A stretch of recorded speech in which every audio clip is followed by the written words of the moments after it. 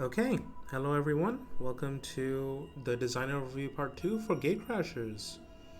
This week we want to cover states, items, gear, and the research system. So let's get into it. Here's a brief table of contents for what we'll be covering. We'll be taking a look at two games, taking a look at how they approach their systems, two other games, and then seeing from those takeaways what we can apply to what we want for Gatecrashers. So the first of those is WAUTAH, or Weird and Unfortunate Things Are Happening by Unity.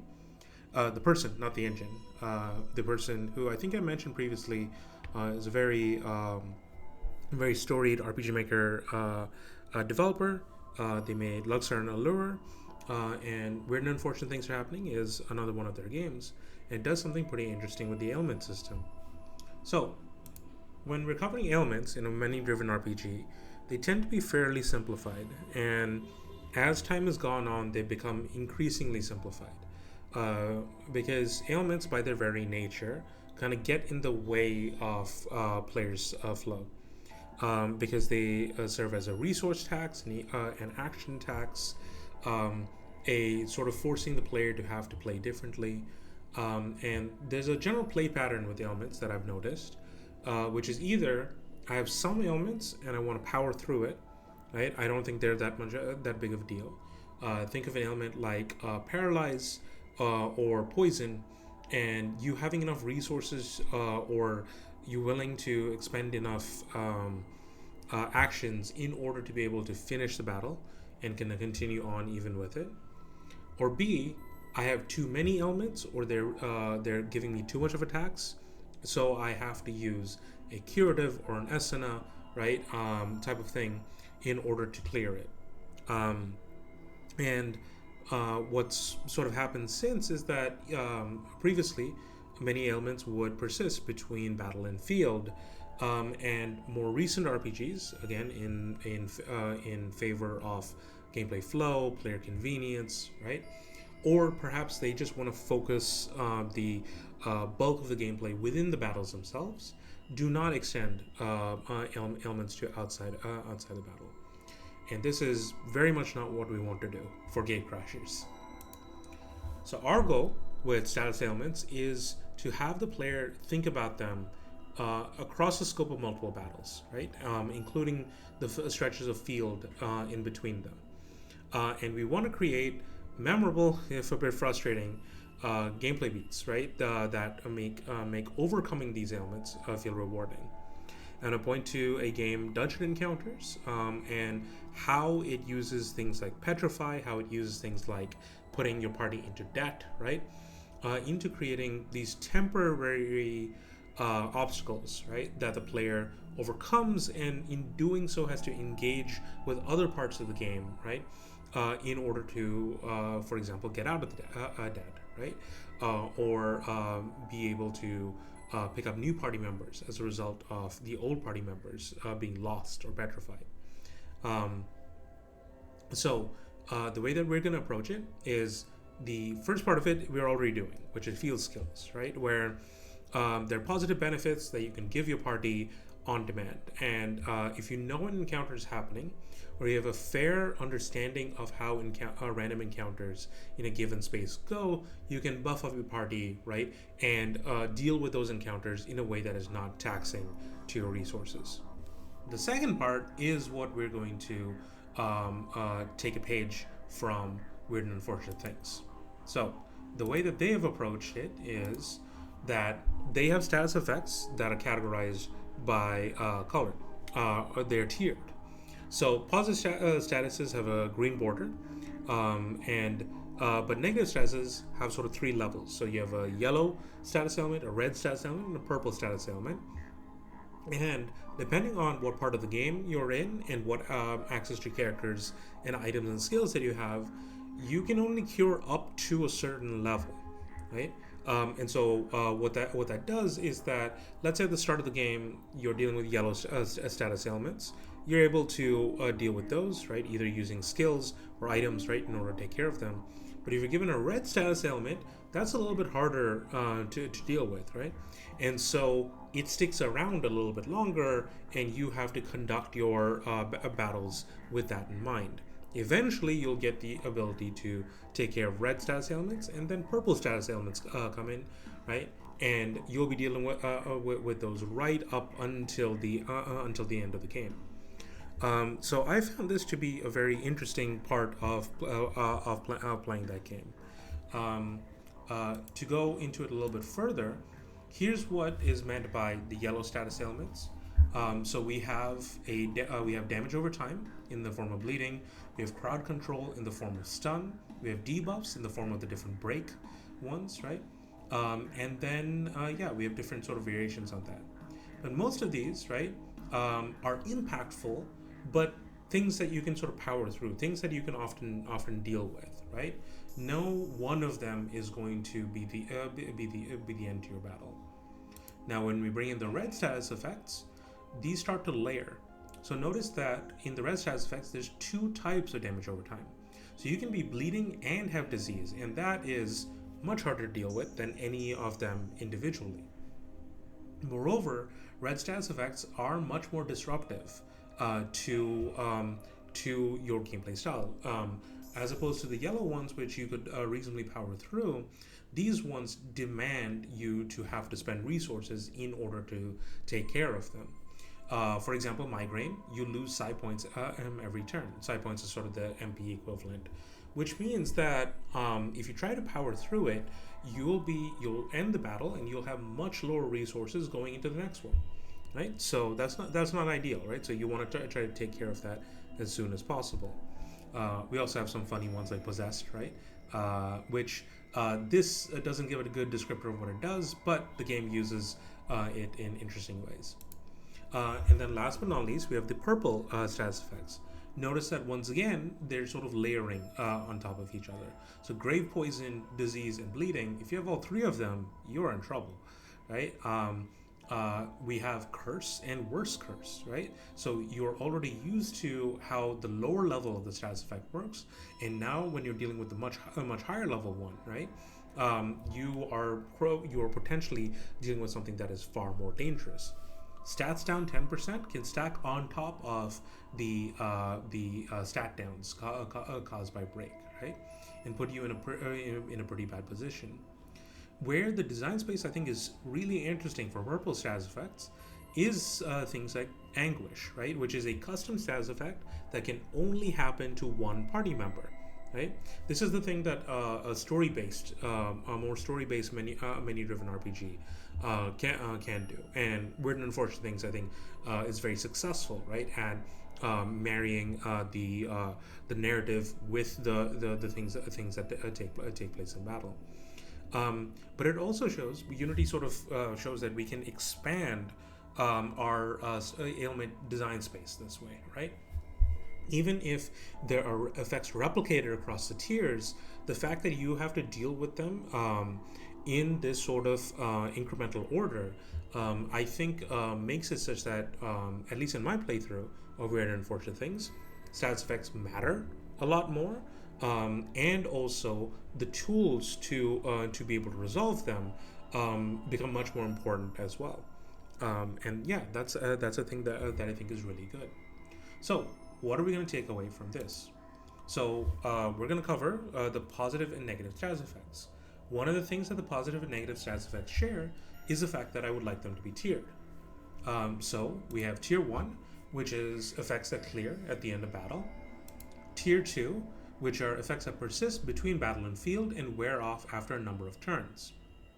The number of turns is determined by the status effect in question.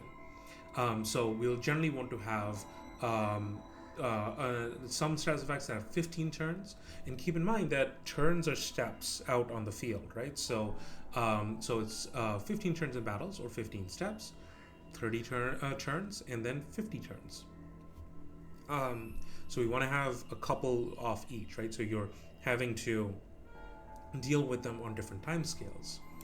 Tier 3 are ones that persist, right, until you get to a med station or you exit the dungeon, at which point you may be at some kind of healing hub or something like It is yet to be determined, right? Like whether, like, once you're done with the dungeon in Gatecrashers, like, do you just go back to your spaceship? If so, do you heal up, right? How does that work? Um, no, full disclosure, you'll notice a couple of question mark, question mark, question marks. This is because some of these effects will have a much greater impact later in the game. I've only sort of scoped around the sort of tutorial dungeon and kind of Act 1 of the game. So apologies, right? I wasn't able to scope all the way to the end, but I do think we still managed to give a decent idea of what to do. And last but not least, we have tier 4, which are permanent status effects. Now, they're only permanent insofar as when they're applied, there is no way for the player to use an item or skill or the medical station in order to remove them. But there may be scripted ways in order to take or remove them. These are stat changes. These are status changes that may have a more significant, role in, for example, how the different things in the plot kind of resolve, things like that. And you may be wondering why we're doing that as status effects. This will be more clear once we go to the negative ones, but I briefly want to cover what positive status effects we have. So we got the buffs, right? These are your three major stats. You're able to raise them by 30%. Why not 50%? Because multi-hit is a big thing, and raising multi-hit attackers by that big of a grade means that you are having to deal with those amounts of hits being multiplied over the course of the game.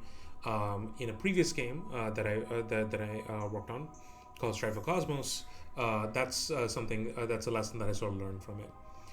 The other thing is that power up, guard up, and speed up won't stack, right? Like you won't have multiples of them. Rather, it'll just be the one. Maybe that's a little bit boring, right? But I did find that reapplication of buffs, at least I don't find that too terribly interesting as a gameplay space. I think that you have the buffs, they're on you, right? They stay on you for a bit, right? And then they fall off, right? But I don't necessarily want a case where you're having to reapply the buffs multiple times. Many of you may have played the Shin Megami Tensei games. They're big on this, right? They're big on applying buffs, applying debuffs, like things like Luster Candy and Debilitate, right? You're having to do over and over again, and then there's like entire rounds where you just the enemy just cancels your buffs, and you are just spending a lot of time reapplying them. I think that works really well for them, but that's not necessarily what I think we need in Gatecrashers, right? So we have your stat buffs. We have a couple things that interact with the first damage you take or the first damage you deal. These can stack a little bit, right? You can have two focuses on, and then it is next damage is the first time you deal damage, and then you lose one stack of focus, and then the other one after that is the next hit that you do. Things like haste and stealth. I think in the tutorial demo you'll be dealing with Aegis and stealth, but certain things like channel you won't be interacting with in that scope of gameplay. There really isn't like a good reason to give channel this early on in the game because of how ridiculously efficient it is. Okay, so that's the tier 1s. Those are pretty standard. What's happening in tier 2? Well, we have some resource regeneration in the form of ST and EN regen. Please remember that HP regeneration we don't want to be happening kind of automatically. We want you to have to spend resources in order to do so, or just rely on your shield, right? And you're weak, but you're sitting behind your shield. That creates that nice tension, right? That we're really going for in this battle system. You'll notice buffer, cloak, and X-Sense, that's probably the name change, are from our field skills. The field skills that were planned but not yet implemented. And each of these work in a very similar way. There's an effect that applies on you. It has an effect on the field, right? And when you go into battle, it applies one of these tier one effects at the start of battle. So it gives you sort of a leg up, right?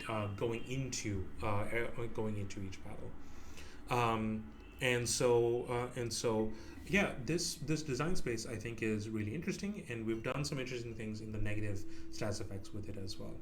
For tier 3 and 4, I'll have to think further, because at least as far as the tutorial demo and Act 1 are concerned, there's not too much interaction, at least with the positive stats effects in this space. But I do know, for example, auto revive, right, is a thing that I want much later in the game, right, where you have it on you, right, for brief stretches of time where we want to keep the party kind of going, right, maybe during like a plot segment or something like that. Okay, so the negative stats effects, we have tier 1s, right, tier 2, tier 3, and tier 4. And so yeah, let's quickly go over it. So tier 1, maybe we scroll or loop back. So we have the opposite versions of the buffs. We have blind, we have rooted. These interact with your hit rate and your evasion, and have some like secondary effects as well. Blind will probably have a secondary effect, but I don't know what that is quite yet. I need to figure that out. We have things that make you more vulnerable, right, or interact with damage taken, damage dealt, right? Things that mess with your priority. I think in the positive ones we had haste, where your actions go first, and so that's similar to how sneak has early bird, right, which is part of go first, right? So that is just a higher priority at which your actions go. And then slowed is the opposite, right, where we resolve all of the regular actions and then we do the ones that go last. Maybe there's a better name for it, but essentially there's kind of 3 speeds at which skills may be playing out, 3 broad speeds. And then we have crowd control in the form of haywire and stun. Pretty standard stuff. So now in tier 2, what are we doing? Well, we have corrode. That's your damage over time. One of the rules we sort of have is that if you're going to be dealing HP damage, generally your shield absorbs it first. We are doing this with hazards. We're going to do this with corrode as well.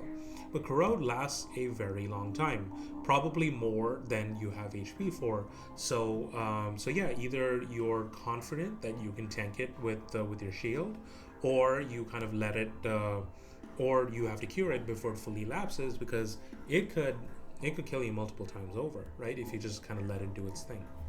Now, speaking of shield and resources like energy, there isn't a corrode equivalent for them. Instead, there are stats effects that just make you lose it entirely, right? So jammed will mess with your shields, right, and like you will lose all of your shield, and you're just naked and exposed, right? You just have your HP to deal with, and moreover, you can't generate a shield, right, while you're jammed. So this makes it pretty important. You have to clear it. But if you can end the battle early, right, maybe you can walk it off, right? Maybe you can let it clear, right? Because jammed isn't really affecting you on the field nearly as much, unless you're going through a hazard zone, right, where the shield is once again required. Drained is a little bit more impactful because it hits your energy, and that prevents you from being able to use skills. Right? And maybe it's enough to just use your regular attack and defend, but eventually you'll want to restore your energy. So yeah, jammed and drained both hit your resources, right? In an immediate way, and also with the lack of generation in a more severe way down the line. Paralyzed, this is pretty classic. It gives a chance to fail, right, whenever you like attempt to do a thing. Note, paralyzed doesn't hit items. I've seen games that have paralyzed trigger on items, and I think that's a little bit unfair. Items are generally the way that you're recovering from a lot of these, right? So we want to make sure that you have a way to not have to like, if you are going to spend the item, I don't want to kick you while you're down, essentially, is what's happening. There's 2 others that'll be kind of 30 turn negative stats effects, but let's go into P and M trauma. So P trauma is physical trauma and M trauma is mental trauma. And these are sort of the mirrors to the field skill effects like Buffer, Cloak, and X-Sense, where they are applied on a character, and then at battle start they do a thing, right? They give you a random status effect from a pool that kind of makes sense, right? The randomness is intentional because if it always gave you a particular type of debuff, you may be inclined to try to power through it. But here, if it randomly applies one of them to you, there's much more reason to fear. For example, if an actor has P trauma and goes into a fight and they are exposed at the start of battle, that could allow an enemy to just one-shot them, and that makes it very dangerous to keep this going. M trauma is quite similar. I might have it such that it's not just at battle start, rather it is every sort of X turns that it elapses. We'll sort of see, right? Because we want to make these impactful. We want to make the player have to play around them and have to make interesting decisions around these.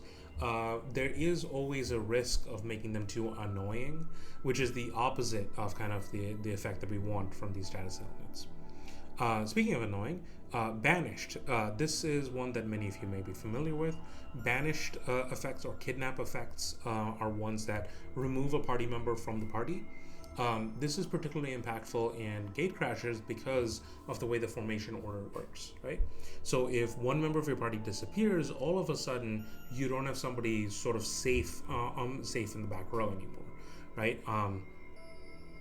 Banished also is kind of unique amongst the tier 2 status effects in that you can't really cure it with items. You instead have to wait for those turns to elapse or make it to a med station. And that sort of in sort of the in-game narrative, you sort of wait long enough that your party member is able to rendezvous with you. So yeah, that's tier 2. Now tier 3 is the design space that is why I'm doing this whole tiered like status effect system, right? Where tier 1 and tier 2, I think we're doing some interesting things. Tier 3 is where we can get to some really thematic, really interesting status effects. So we have knockout. That's pretty bog standard, right? If everybody in the party is knocked out, that's a wipe state, right? And so we revive you at the last checkpoint, and maybe take away some other resource. Irradiated. This will be either from environmental hazards or particular enemies that, as part of their damage, also sort of build up this radiation. And so the effects are similar to somebody suffering from radiation sickness, where they feel weak, right? They're debilitated, right? So that is represented by the shortening of their max health, and which is the thing that, like for example, Fallout represents radiation that way.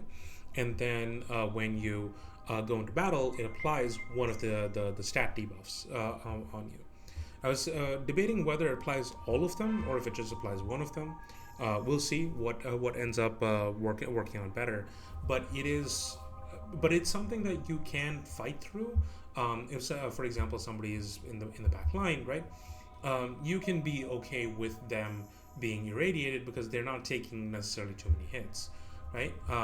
But this is a problem, right? Like this is something that you need to solve, and you can't really solve with items that you have on you. So you have to go to a med station, clear their radiation, right, in order to make sure that they are able to move forward.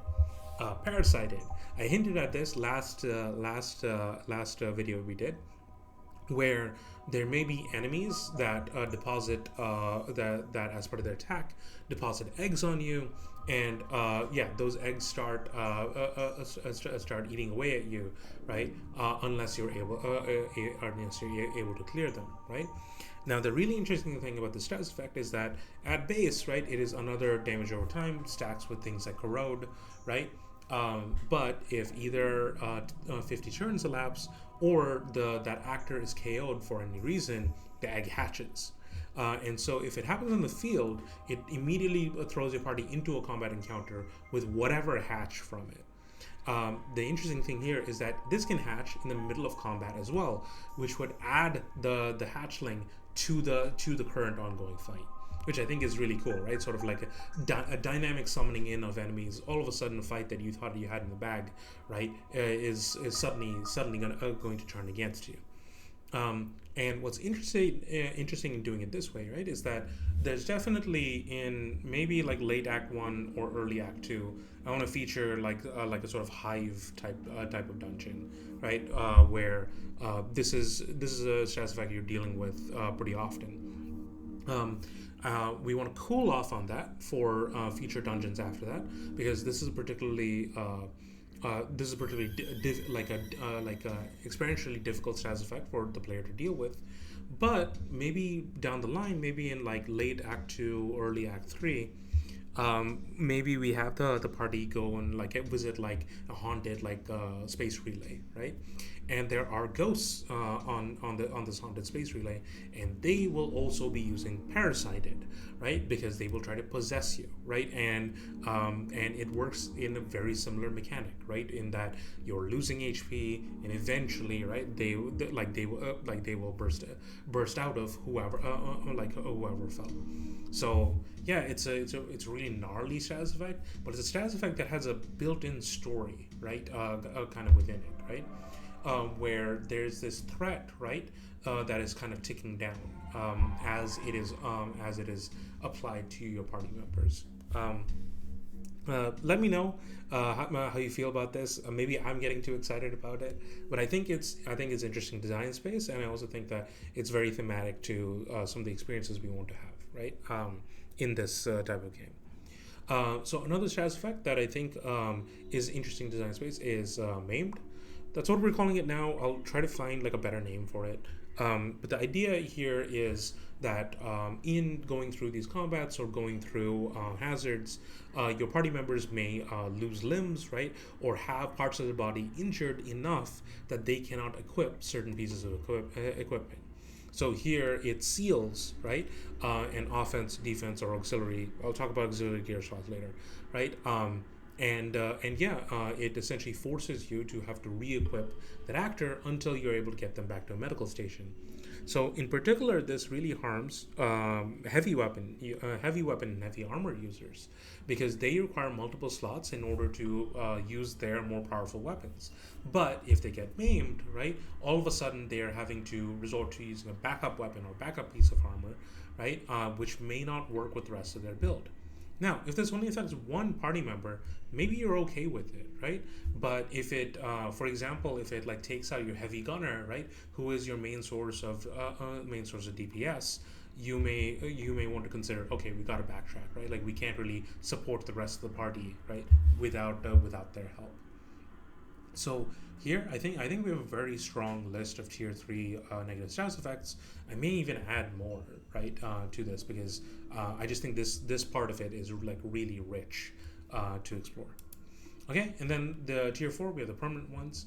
Again, don't quite know what permanent negative status effects might look like, but I just want that design space to be there in case we want to do something cool with it. I do think there could be a status effect, a permanent, sort of something like permanent status effect in that like the player can't remove it, but it could be like a layer effect, like a dungeon effect, like a dungeon where you can't revive after wiping, right? Something like that.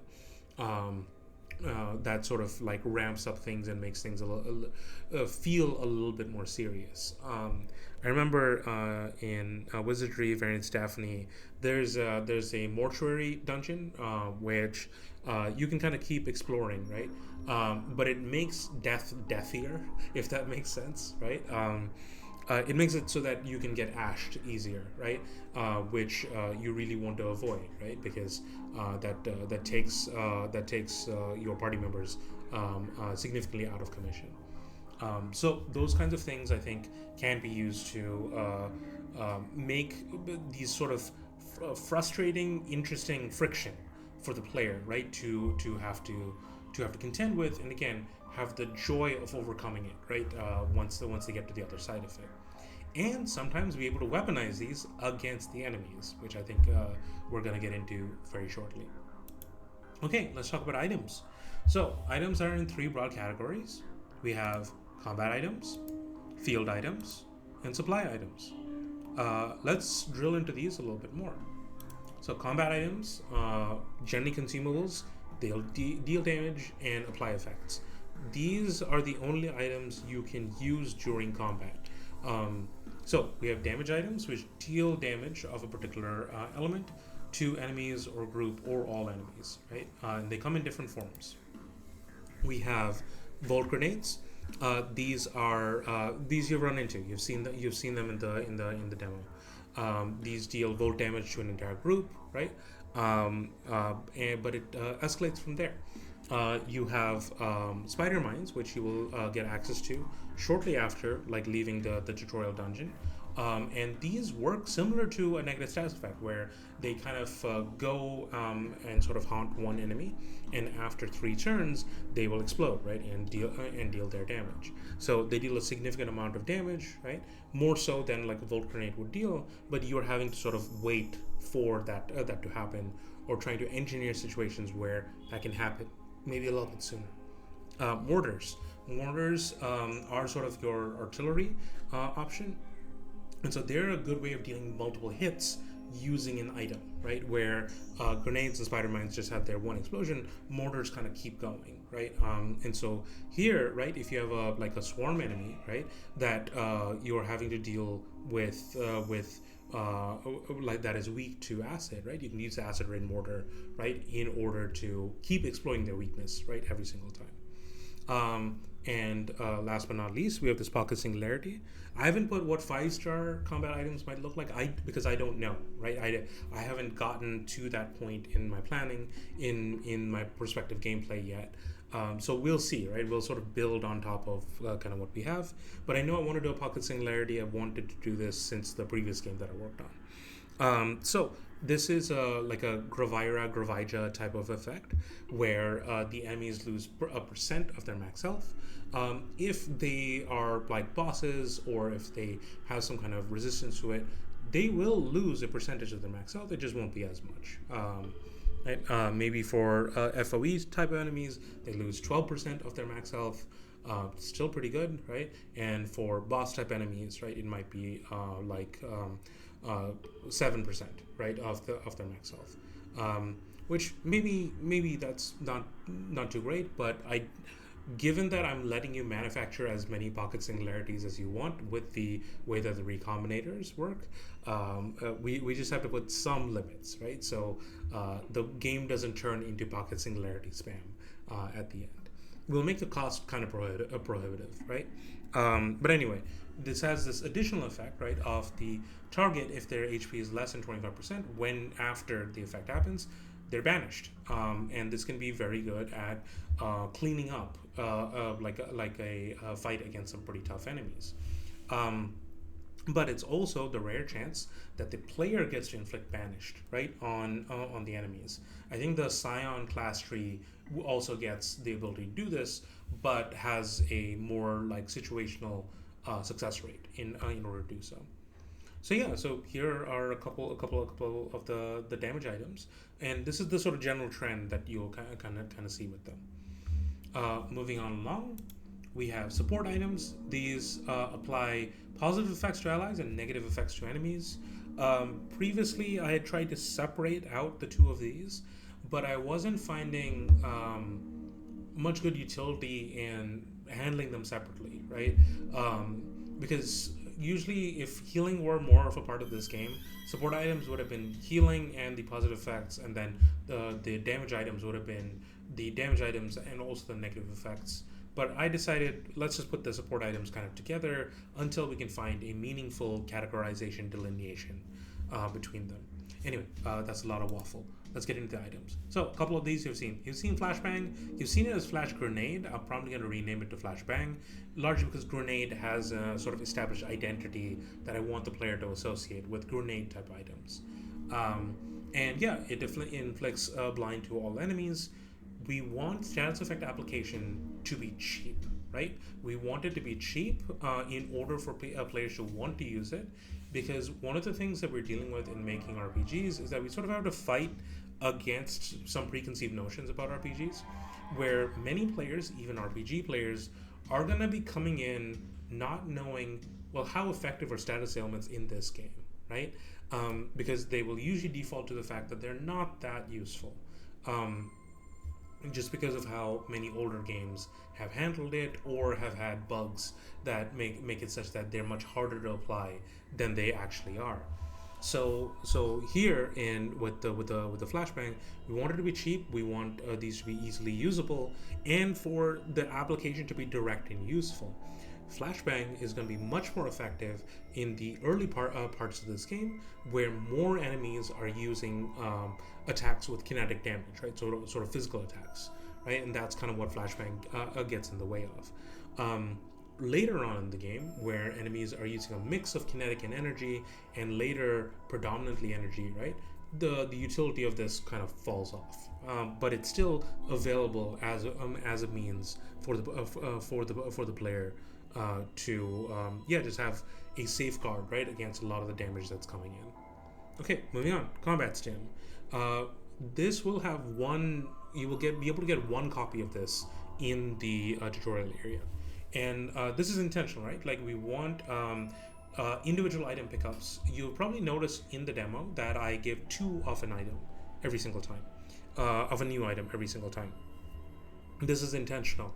If you give 1 of an item to a player, they will hoard it because they don't know when they will get that item next. No matter how useful that item is, they will stockpile it. Please remember the most famous example of this is the BFG in Doom, right? Where you have this like amazing weapon, but because many players don't know when they're going to be getting more BFG ammo, right? They refuse to use it. Now, player stockpiling can be compulsive. No matter how much you give them, certain players will always keep stockpiling, right? And won't use any of their special items until the final battle, right? But the way to encourage them out of it is to show that certain items, you get them in limited quantities, but the game is being generous, right, with with their availability. So the combat stim will have two of copies, right, there, and this lessens the stress caused by just having the one item. So usually my plan is to introduce an item, give multiple copies of it. The player uses it once to get an idea of how to use it, right? Maybe they use it another time, and while they still have maybe one copy of that item left, they will get the pattern for it in the recombinator, right? And so now that item just becomes part of their regular use, and the players don't have to sort of suffer that time where like they know that this item would have been useful here, but they used it 2 hours ago, right? That's not really what I'm trying to test here, right? When it comes to resource management. Anyway, the combat sim applies one of each of the buffs to one ally, which is really powerful in the early game. Later on, that's kind of gonna be the standard, right? I'm gonna expect you more or less to have party-wide buffs kind of active going into some of the bigger fixed encounters, right? So combat stim is going to be useful, is going to stay useful, but it's not. It's essentially going to be action economy taxed, right? Where there will be items later that kind of do its job on multiple actors instead of just one actor. Mind Killer. This is a really strong item to use against single target bosses or that marquee enemy in a troop, right? Usually the spellcaster, because it inflicts jammed, drained, and paralyzed on that enemy, or it attempts to. It's not a guarantee. It really depends on what the enemy is resistant to or weak to. But it's a decent shot, right? Because by using this in turn 1 or turn 2, you are buying so much headwind for your party in order to you essentially give them space, right, in order to come online, right, and to be able to better engage with the fight. Now, when applying these to bosses, we will allow the application these bosses recover kind of quickly, right, from each of these effects, right? So you're buying maybe 1, maybe 2 turns, right, against a boss, which could be invaluable, right? Because of how these effects kind of work. So Mind Killers, right? Very cool. very useful, but not so useful against swarms, right? This is very much meant to be, hey, there's a single target that I really want to shut down. I'm going to throw this out at them. Ward generators, this is a standard like shield healing thing. While we cannot recover HP, we can allow the recovery of shields, right? Many of the abilities interact with giving shields, right, to other party members, and so this is an item that does that and also applies shield regen to them. So ward generators may be a really good item in order to kind of keep your party alive. Okay, moving on along, we have field items. The first category of field items is recovery, and you've run into many of these before. So the med patch, right? It restores 50 HP. Can't be used in a fight, but can be used outside. Maybe I'll rename it to med kit, right, or like surgery kit or something, in order to denote that it's not something that you can just slap on, right? Rather, it is something that like requires time to do its work. We have the clarity pill. I kind of want to change the name of it. I think in the game right now it's called clear pill. I'm trying to determine whether there's like a big pharma corporation that I want to feature in the game setting, and this will be the type of pill that they like that they make. And so yeah, it's a really good curative item because it clears the tier 2 negative effects of on one ally.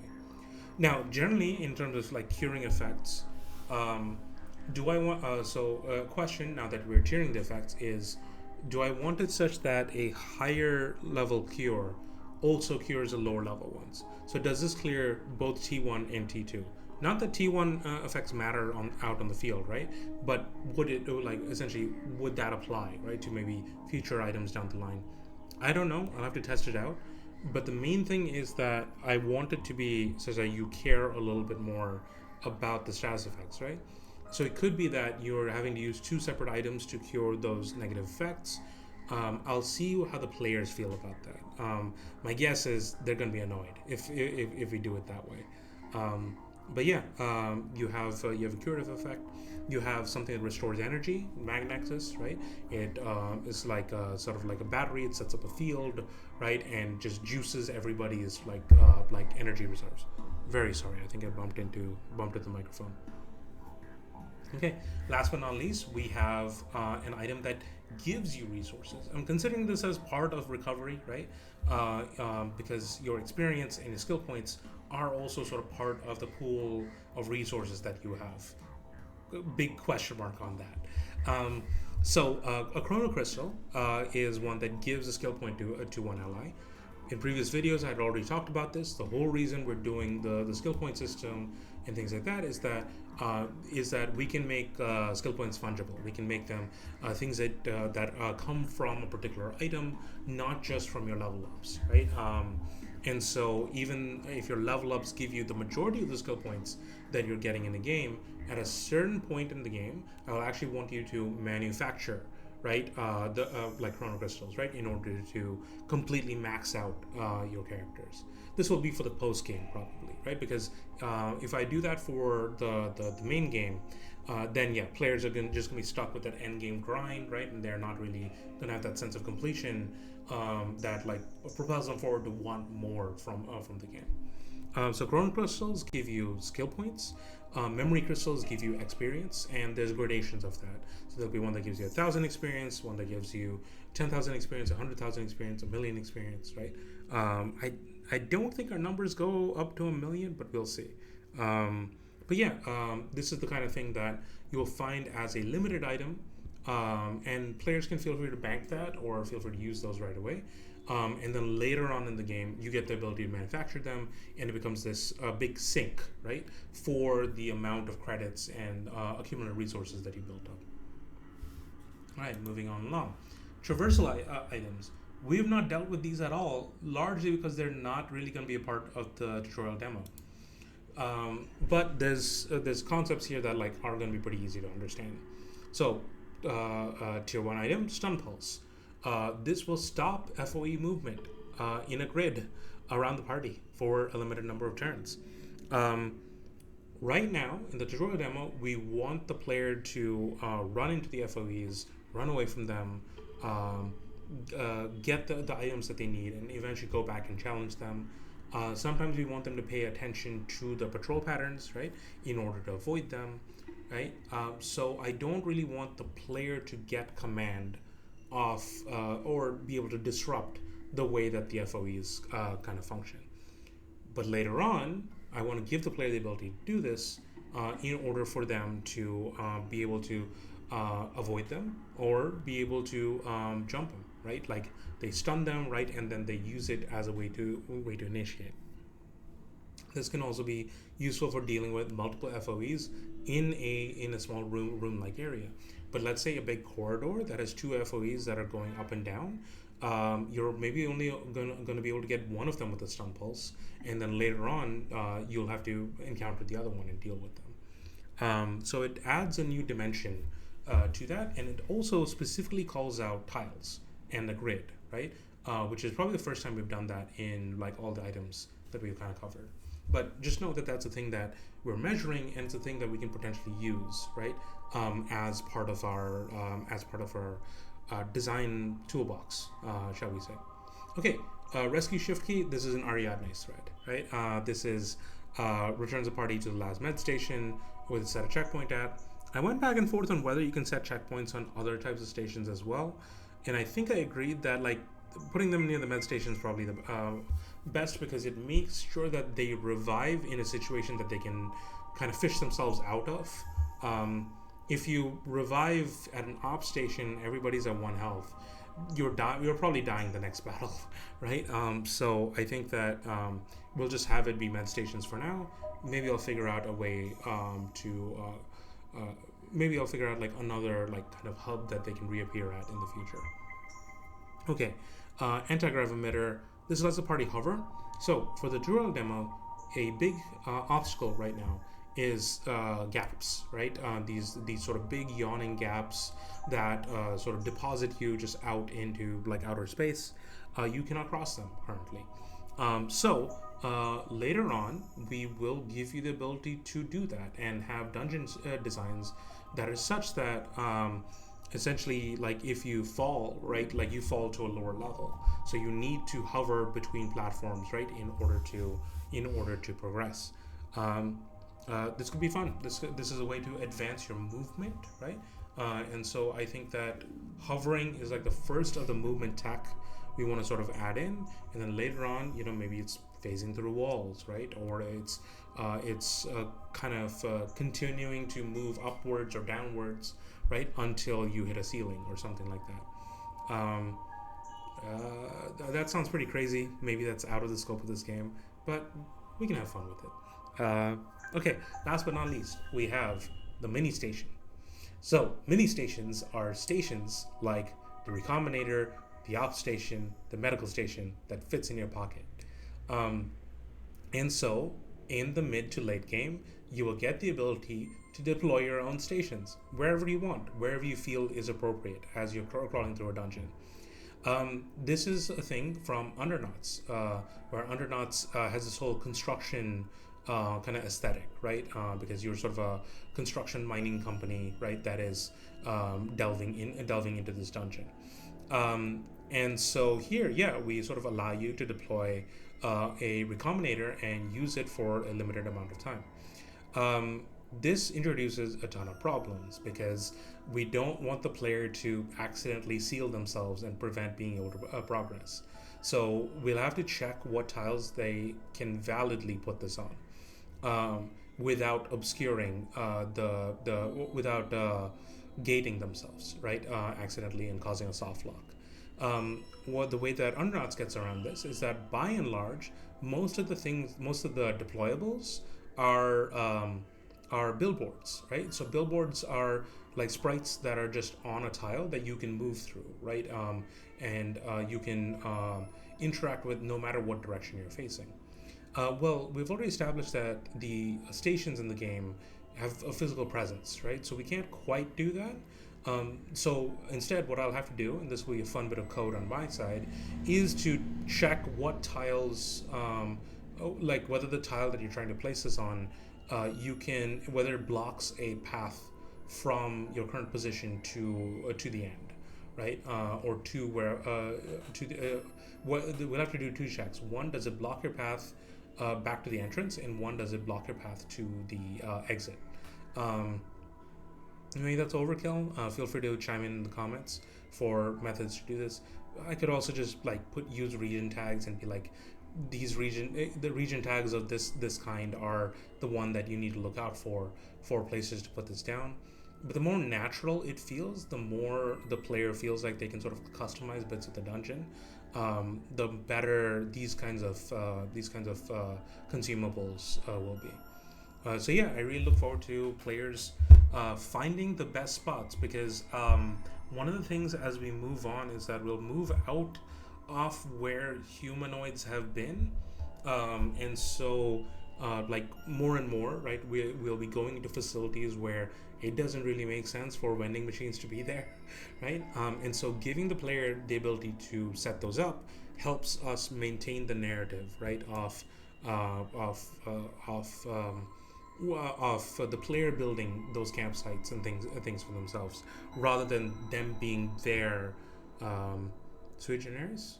Is that the right term? I don't know Latin, but like basically them being there for them, right, rather than the player kind of forging their path through territory that is clearly not meant for them, which is more the latter of which is much more in line with the themes of the game. Okay, sorry for spending so much time. I just thought that's exciting design space that I kind of want to scope out for you. Okay, supply items probably are more simple. These are non-consumables that are generally used for other purposes. The two main ones, which we have already run into, are ammo. Now, in the tutorial demo, we're not doing a ton with ammo. Rather, we're just having it such that it is the means by which ranged weapons work, which is true. But there is potential design space for, depending on what type of ammo you load into your gun, maybe there's cool things that you can do with it. So a couple ideas that are scoped out for later in the game are at 3 stars, you get access to hollow ammo. This is for light range weapons, and you deal no damage with it, but it marks a target by inflicting expose. So this could be really useful for a support type character who isn't really speccing into damage, right? They may be maybe they're more defensive, maybe they are investing more in support skills, and so they are in the back setting up the fighters up front, right, in order to have a target to kind of go after, right? Sort of a leader, a tactician type of character.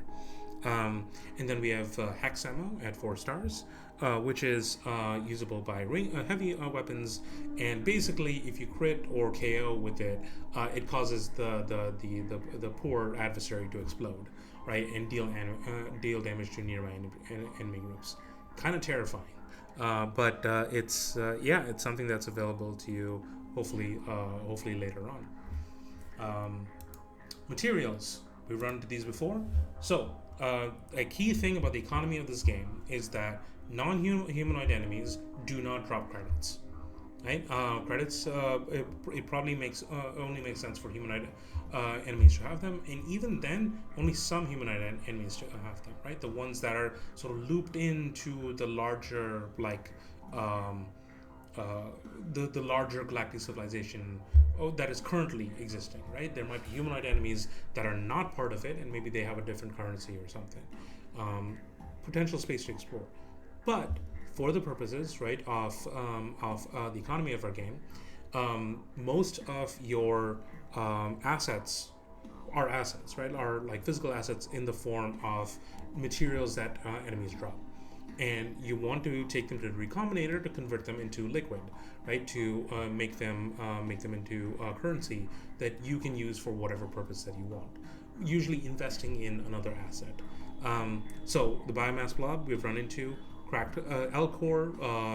I think that dropped last video when we took out the heavy loader, and then for examples, Lambador and quantized vortex, right? Those are just building on top of what kind of came before, and more importantly, this sort of shows where the research system will kind of go, right? Is that you start out with some pretty basic kind of materials, and then later on in the game you get more exotic types of materials to develop better gear with. There's a fun physics joke in that last one, anyway. All right, so those are the three categories of items. Let me know how you feel about it. But I think this is generally a decent organization principle, and we'll build the items kind of that way. So you may have noticed why I'm using, like you may be asking, why am I using star systems? Is this a gacha game? It is not a gacha game, but one of the things that I found very useful while playing gacha games is that the stars are a really good organization principle, right? They give you a sense of scale and progression just through the shorthand of how many stars a thing has, right? So you know that a thing that you're dealing with at 1 star is in a particular part of the game, and you know that a thing that you're dealing with at 2 star is generally either better in power or rarity than the thing that came before. Doesn't mean that the thing that came before is useless. It's just for the part of the game that you're in, you're generally used to seeing 2-star things, and then when you see a 3-star thing, you're like, oh, that's special, that's rare, right? I've just found it to be just a useful organization principle, both on the design side and on the player side, because many players at this point, even non-RPG players, are very used to seeing that as a thing. But we'll see how successful that is.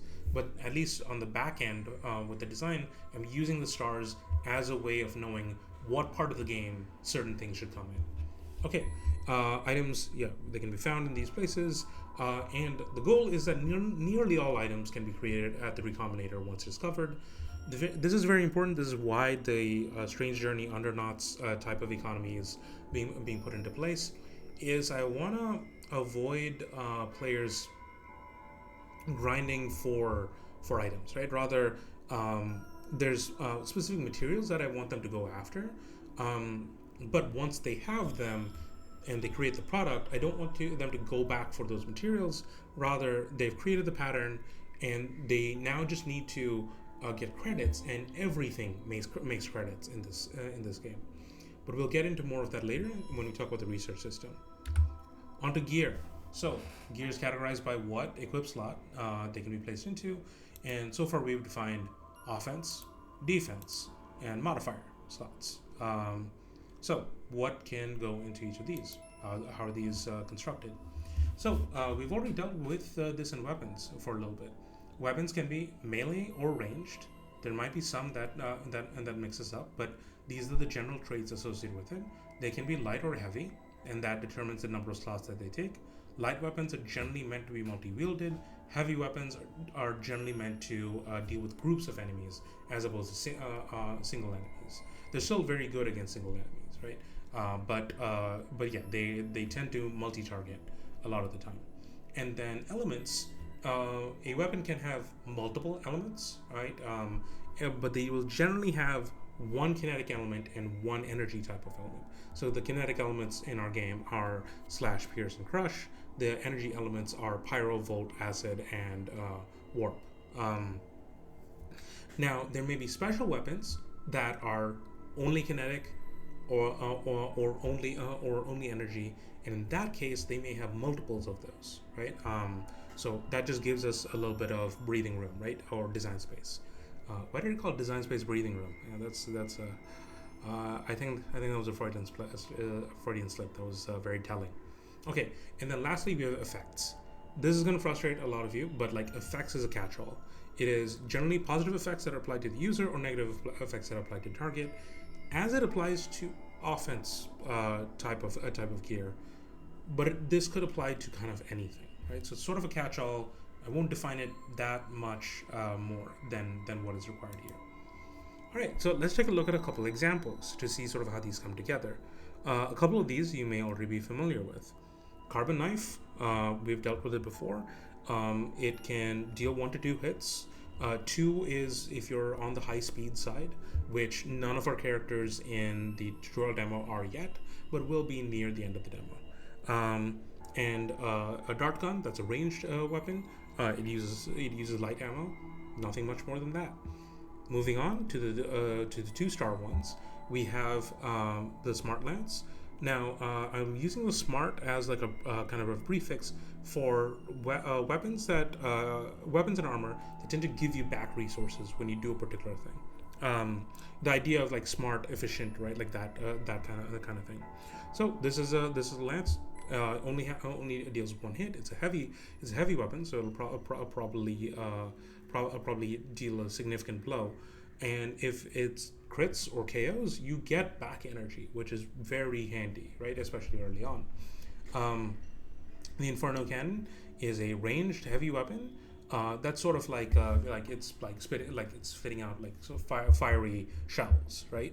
And you'll notice that it says 1G. That means it hits an entire group, right? With his attack. Now it has an alt fire mode, which is where it can burst. So usually when you attack with it, it does the one hit right on the entire group. The burst fire will use three, right? Like it'll use triple the amount of ammo, right, in order to deal three attacks. And you can't quite spam it, right? Not with this weapon, because every time you do a burst, it requires 2 turns, right, in order to get that back.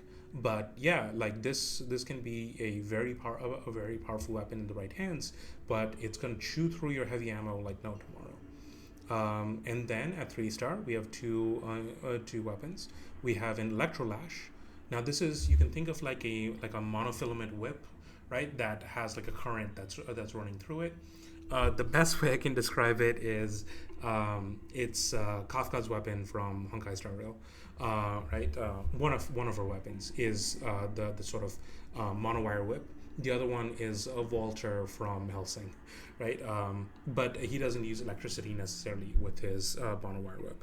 Anyway, so this is a multi-hit type of weapon, and I've decided to call it melee, largely because you can also do this from mid, from the mid position rather than just the front. And not only does it deal 2 elements of damage, it also paralyzes. Right? Kind of makes sense. It's an electric whip that cuts into you. The last weapon we'll go over is the Z-Glaive. The glaive in this case, you're probably thinking of like a halberd. No, I want you to think of Krull. Krull or Dark Sector, because both of those use glaive in a very different context. They basically refer to it as like a shuriken that you can direct the path of, right? And it's used in these like sci-fi-ish kind of settings. I've always had a fascination with that weapon, so I'm featuring it here. And so the Z-Glaive is sort of an interesting range weapon. So it hits everybody, right? Which is already like quite rare in this game. But more importantly, it doesn't use ammo for its regular attack. Its regular attack has just a cooldown of 1. Basically, you throw out your glaive, right, and then you wait for 1 turn for it to come back. And since it's a light range weapon, you can dual wield. So you can have 2 Z-Glaives, right? And you can just double boomerang, right, people. And so the point of reference that I would have for boomerangs, right, is probably Dragon Quest, right? Dragon Quest has boomerangs as their own sort of dedicated kind of like weapon path or like style of character. And I've always really liked, right, like the particular space that boomerangs occupy in that weapon set. Okay, so this is a nice like diverse like mix of weapons, and it makes use of those traits that we had defined before. So moving on, what about defenses? Well, defenses fall into shield, which builds shield and can be recharged when using the defend command. Armor, which reduces damage you have taken by a flat amount down to a minimum of 1. Slight aside, I may have mentioned this before, Josh Sawyer has an incredible design video on armor mechanics and like the different types of armor mechanics kind of throughout the years, and specifically goes into the difference between flat reduction and percentage reduction and where you want to use it. I highly recommend you check it out if you're interested in the kinds of videos that I'm doing. He just does it way better than I ever could. I mean, so anyway, defenses also come in light and heavy variants. There isn't a multi-stacking bonus with light here. Maybe there should be, but I'll try to figure out kind of what that means for defenses. But for now, the main difference is that you use light shields and armor for evasive purposes, and you use heavy shields and armor in order to mitigate damage. So enemies can't crit against you. They can't deal status effects against you as easily, right? It makes you much more stable, right, with your health pool. Now defenses are interesting in that they have a lot of resistances. Offense gear generally won't mess with your resistances, right, for elements and negative effects. However, they may also sometimes put weaknesses on you as a trade-off for some of the resists that you have. And we'll go into a couple of these examples. Last but not least, effects. Yes, it's a catch-all, right? Like but generally for defenses, it is positive effects on the user and negative effects are applied to the attacker, right, as a response for dealing damage to them.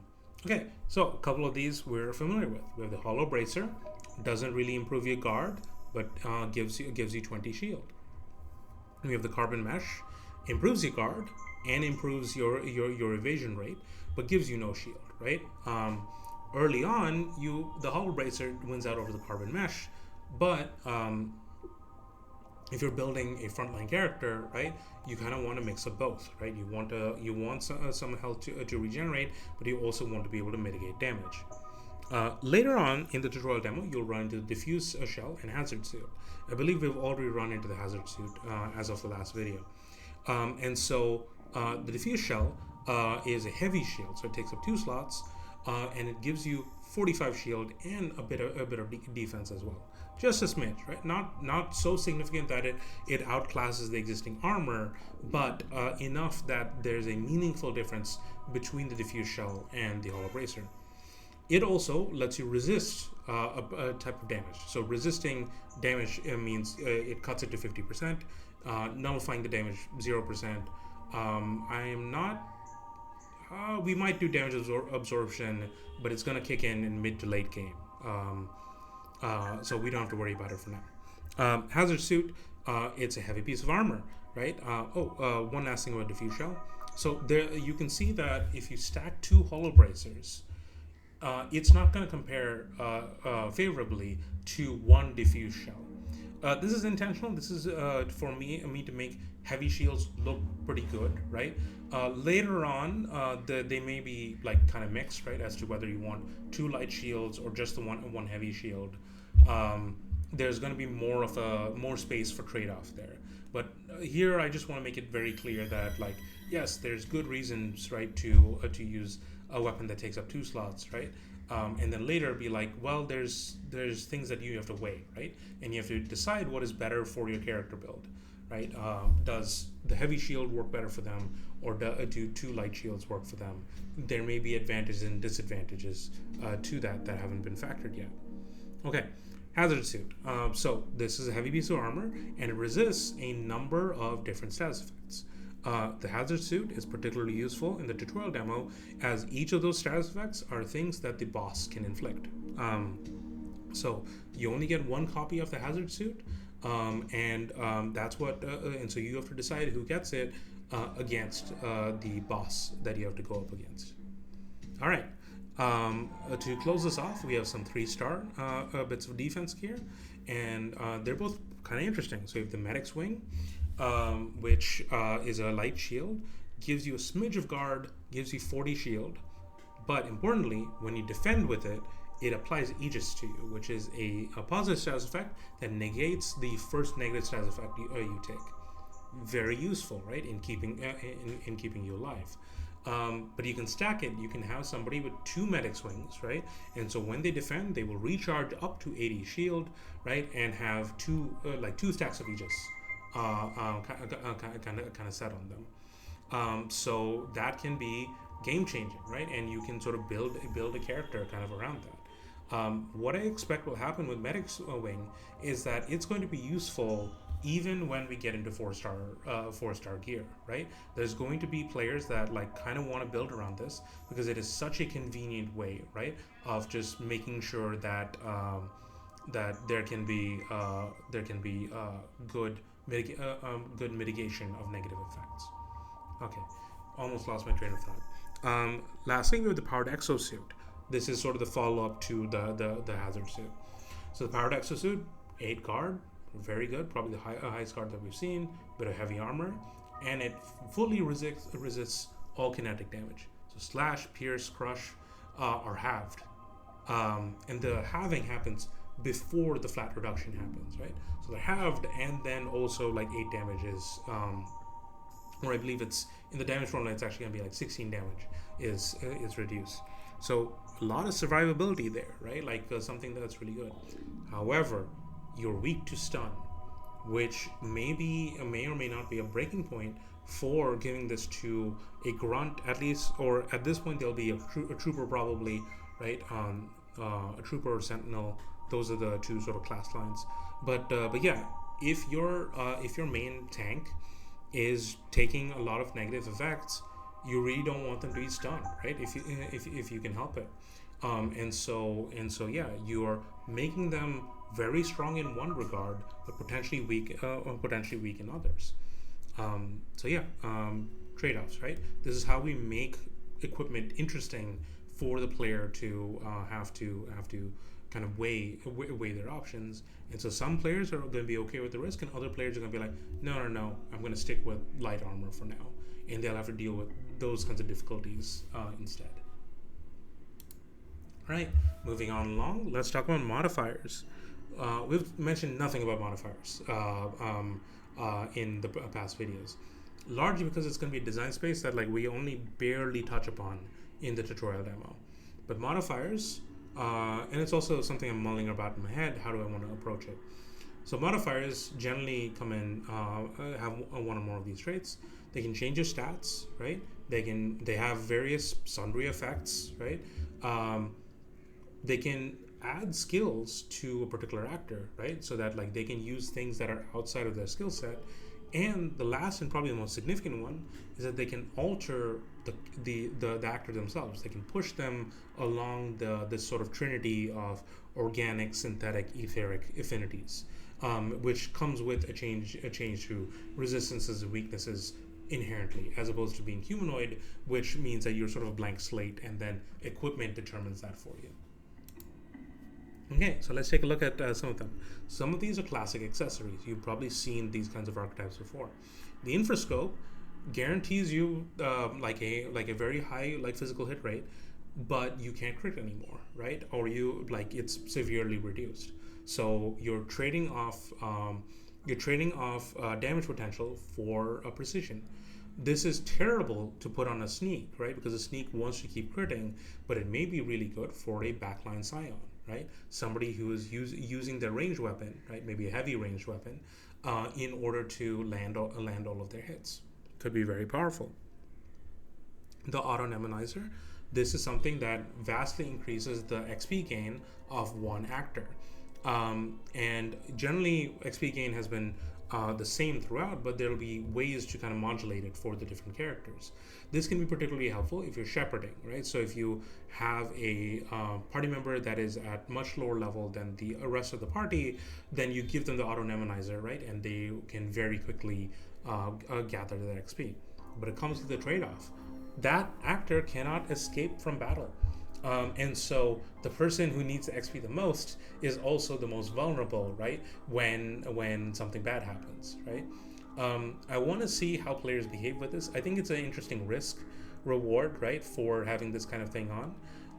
But yeah, does it lead them to just play very safe?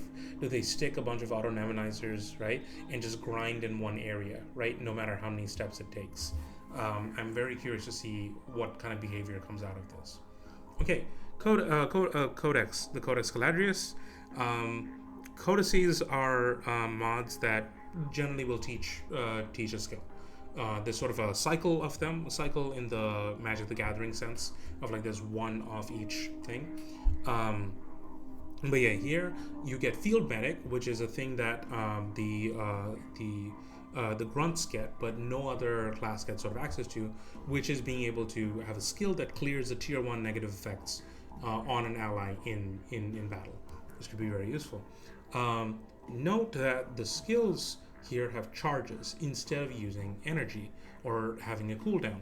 Why is that? This is intentional. This is because the charges are bound to the item, and so we want to prevent an exploit where players could, let's say, have one character use up all of the field medic charges and then give their mod to somebody else, right? And then be like, aha, that person has 3 charges. No, the charges will only restore the next time you get to a med station. Right? So yeah, that's at least where we are with that. Yeah, let's move on. So the Berserker Pump, this is another classic. This inflicts damage over time on you, and you get bonus for melee damage based on your missing HP. So this is very good for frontline attackers, right? Like grunts, but also could be very good for a multi-hitting sneak, right? Who has stealth, so they are able to avoid the first hit that kind of comes their way, and can use their missing HP in order to really leverage that bonus damage on each of the hits that they deal out. So yeah, so you have a less risky option with it and a very risky option with it, but it's inviting that risk in order to make your gameplay a little bit more interesting. The last 2 modifiers, probably the most interesting ones. So one is a cyber limb that you can equip, and like even if you have like sort of 2 hands, right, 2 arms, this is a third arm, right? That sort of has like that connects up to your brain, and it unlocks an aux slot. We haven't talked about aux slots because the idea is that they can be used for either offensive or defensive gear. So while tier 1 and tier 2 of a class will generally be about unlocking offensive or defensive explicit slots, right? Tier 3 is going to be about aux slots, right? Where we sort of give much more build flexibility to you. So if you want to have that crazy dual wielding 2-handed weapons build, this is how you do it. If you want to get crazy defensive, you want to have like, yeah, I don't want to have any weapons on this character, just shields. That's something that aux slots will sort of help you be able to do. And so if you equip the cyber limb, you get pushed towards the synthetic affinity. If you equip 2 cyber limbs, you are now considered synthetic for the purposes of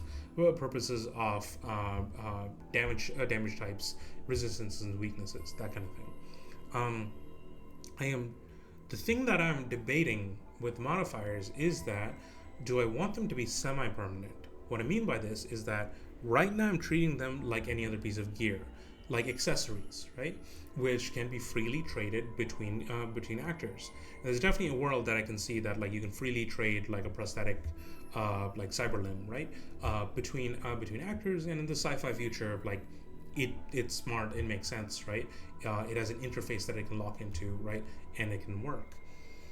But or do I want these to be things that you get installed when you are at a med station?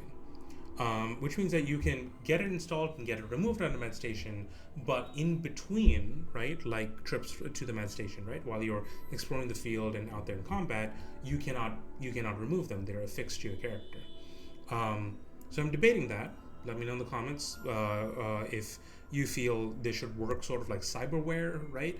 Because it's not just cyberware; it's also like there's also like organic bits to it. There's wetware, I believe, is the term, right? There's wetware, and also there's ghostware, right? If the etheric affinity has something to say about it. But yeah, it's a way to customize the actors, right? So let me know whether you feel that these should work like accessories or these should work like sort of cyberware that you equip and you have to sort of live with for a bit, right, before you can swap it out with something else. All right, last but not least, Venom Sacs. So I'll have the players potentially go through this probably the same as the dungeon where they get the parasite eggs in them. There will be a type of enemy that will deal this acid breath, right, to them, which deals acid damage and has a chance to corrode, and it's awful. But if you defeat enough of those enemies, right, you will discover, right, that you can have these installed on you. And so that will give you the ability to deal the acid breath, right? And it pushes you towards the organic affinity. Where here, organic, like you might be arguing, like, what's more organic than a humanoid being? Well, it's a humanoid being that's more closer to sort of fauna and flora of this wider galaxy, right? So yeah, like this is sort of you leaning into genetic grafting and like things like that. So yeah, you can equip venom sacs in order to deal out acid breath, right, as part of what your character can do. So yeah, this hopefully illustrates some really exciting design space, right, that modifiers get into. And if I can answer that central question of whether these,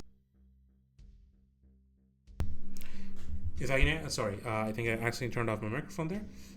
If I can answer these questions of whether these accessories or um, whether these are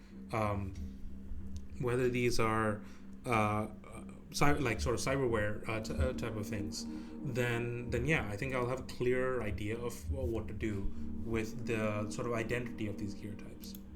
Okay, and so with that, we have the three types of gear, right? Sort of locked in: offense, defense, and modifier. Um, so finally, the last part of this lecture. Let's talk about Etrian Odyssey.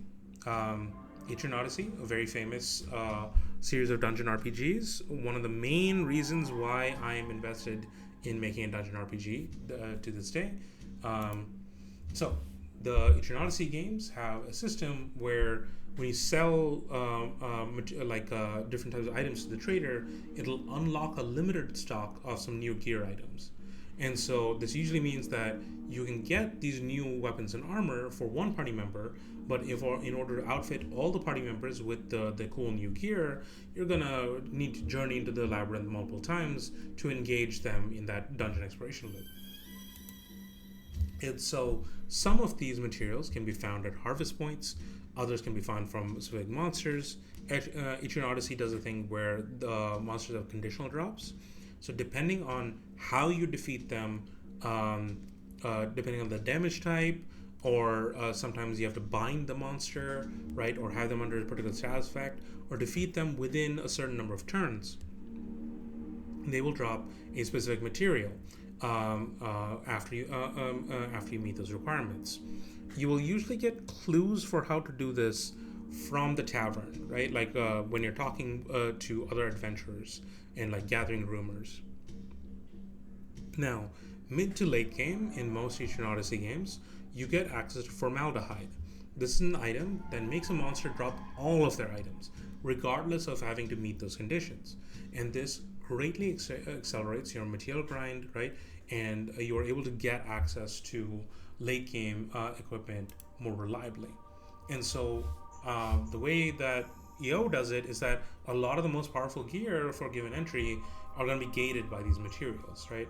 And so you're going to need to find them through either exploiting conditional drops, using formaldehyde, right, in order to trade them in and get the gear that you really need to take on the final boss, or more importantly, the post game, Stratum 6, right?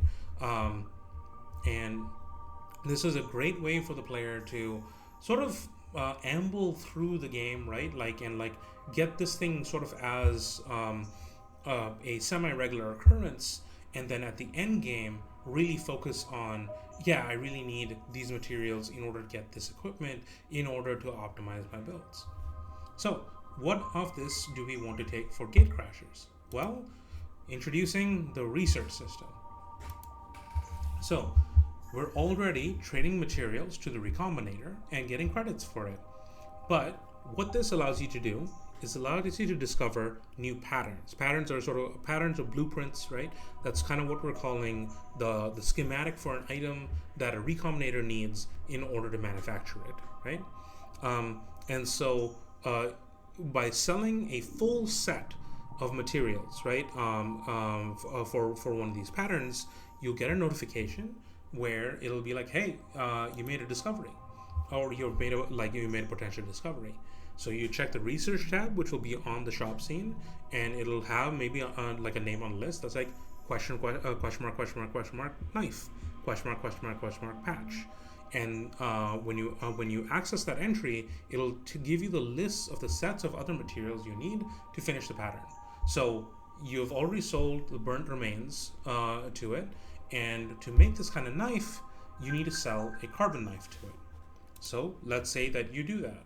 You trade in the rest of the materials choose the pattern that you want to make, and then it'll reveal that, hey, you made a heat knife. And now the heat knife will be added to the Recombinator for purchase. The materials that you sold to the Recombinator will be consumed, right, as a part of doing this. So basically, Recombinators will internally keep a stock of the materials you've traded to them. So if other items and gear need that combination of materials, you'll probably have to find them. You have to sell them again. And to sweeten the deal, the first time you make a discovery, we give you a free copy of that item of gear so that you can try it out, right? In the case of gear, we make one copy of it. In the case of consumables, we give you like 3 of them, right? Like 2 or 3 of them, sort of as needed, right? Remember the rule of like don't just give people one of a thing, right? If it's consumable, right, give them a couple, right, so that they can the stress of playing with it, right, is reduced, right? Players are going to be as compulsive as they are. Let's just make their lives a little bit easier for them. Okay. So this is the way that you uncover new types of gear. And sometimes you can find this gear right out in the wild, but as the game goes on, more and more types of equipment will be coming in from the research system. So you might be asking, hey, this is great. This is a good way. This is a good way to sort of sneak in a crafting system without it being a crafting system. Etrian Odyssey has a crafting system, but like I like that a lot less than the material system that I described.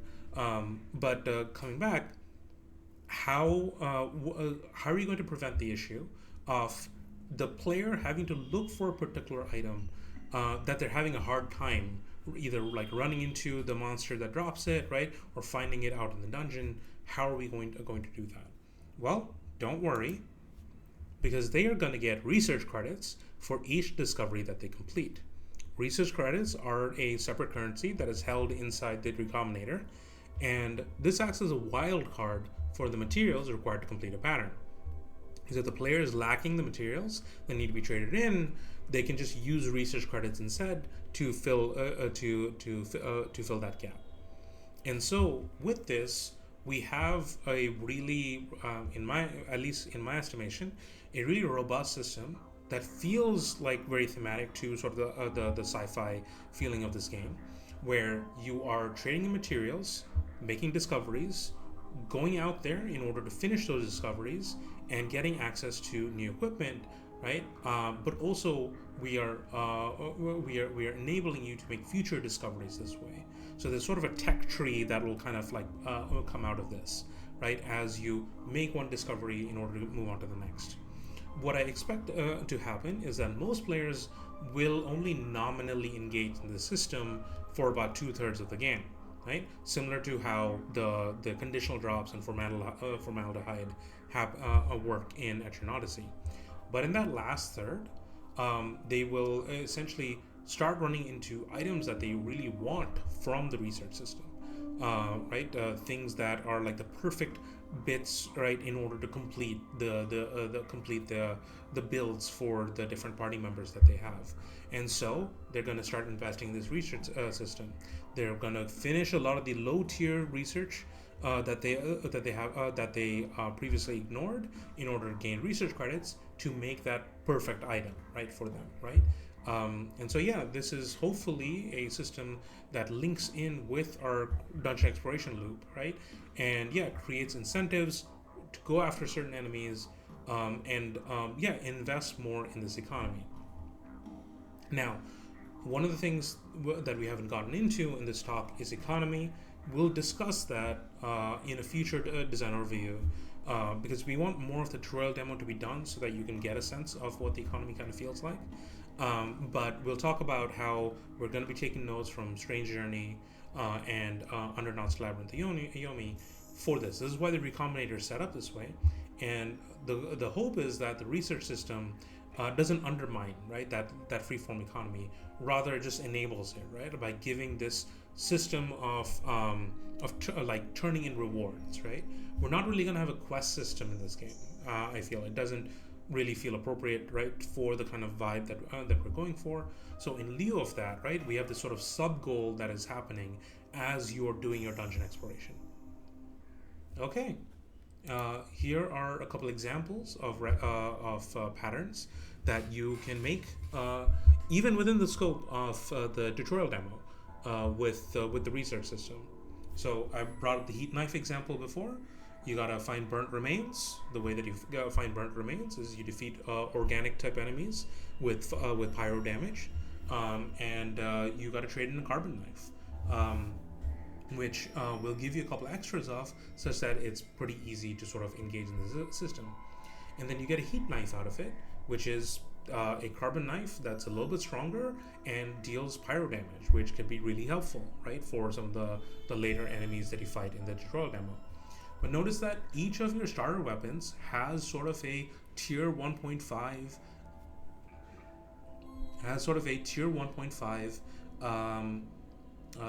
tier 1.5 upgrade, right, to what you're going for. This is an upgrade in the sense of, like, you like tinker away at it, like you bring it out an anvil and hammer it, right? But it's giving you a different weapon that is still doing more or less what the previous weapon did, but just a little bit better or a little bit more directed, right? In certain ways, you'll notice that, for example, the dart gun, right, has this sort of like this volt based needler, right? And so sort of each of the melee weapons and the range weapons in the demo, right, will have this upgrade that you can discover by turning in materials. Though notice that the materials that you turn in for the melee weapons and the ones that you turn in for range weapons are different. This is intentional, right? We don't want sort of we don't want these to be competing, right? If we can kind of help it, so that you're still incentivized to complete the research on weapons that you wouldn't normally use, right? Based on just what materials you run into, based on the randomized drops, right? From enemies and junk piles. Okay, moving on. Your consumable items can be researched this way as well. And so for the tutorial demo, grenades, right, are going to be the main thing that we have you create using the system. So you will have run into volt grenades before from a chest, right? But once you complete the pattern for a volt grenade,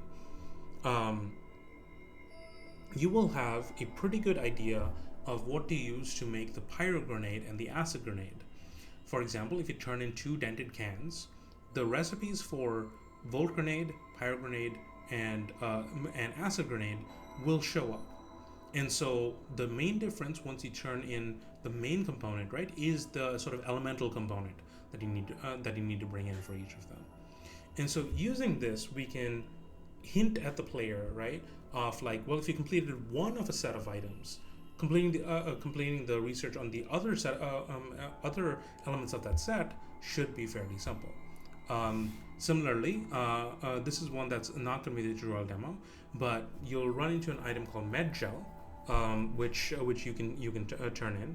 Med gel on its own, right, is just a tier 1 like curative, but when you turn it in, you will unlock the recipes for anti-corrode, I don't know, but it's going to be a tier 2 negative status effect, and anti-paralyze.